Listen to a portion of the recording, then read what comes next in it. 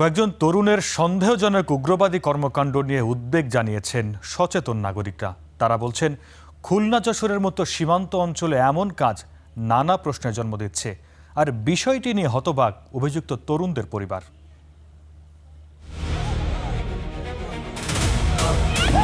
Martial আর্টের মতো আত্মরক্ষার কৌশল শেখানো প্রতিষ্ঠানে সন্দেহজনক উগ্রবাদের বীজ।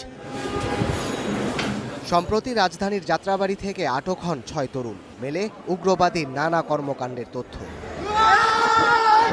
ন্যাশনাল স্কুল অব বুত্থান মার্শাল আর্টের খুলনা শাখার প্রশিক্ষক হিসেবে কাজ করতেন শাহ আমানত সাবির। পরে ফাতাহ কমব্যাট সিস্টেম FCS নামে নিজেই স্বতন্ত্র প্রতিষ্ঠান গড়ে তোলেন। এ পর্যন্ত সব ঠিকই ছিল, কিন্তু সামাজিক যোগাযোগ মাধ্যমে আপলোড করা তাদের প্রশিক্ষণের ভিডিওর ব্যাকগ্রাউন্ডে পাওয়া যায় IS আল কায়েদার গানের মতো সুর।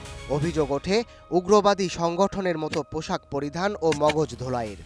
আমাদের থেকে একটু ভিন্ন মনে হতো কারাতে যেগুলো আমরা করি আর কি, বেসিক ওর থেকে একটু ভিন্ন আর কি। ওদের কার্যকলাপটাই ছিল একটু সন্দেহযুক্ত, যার কারণে আমার কাছে কেউ এসে পরামর্শ চাইলে আমি সেখানে ভর্তি হতে মানা করতাম। আমি বললাম, আমার কাছে ভর্তি না হলেও আপনি অন্য কোথাও ভর্তি হন, কিন্তু এর কাছে ভর্তি হবেন না।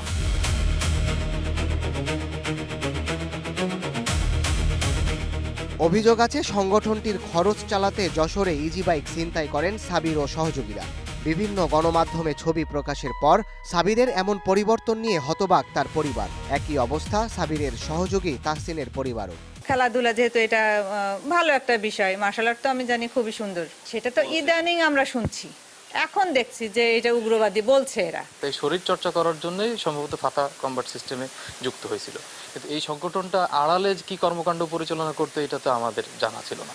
তারা তো তাদের কার্যক্রম হয়তো কোনো না কোনো প্রোগ্রামের আড়ালে করে যাচ্ছে সারা বাংলাদেশে। যশোরে ওইভাবে যে কোথাও কোনো কার্যক্রম আছে বলে আমাদের জানা নেই।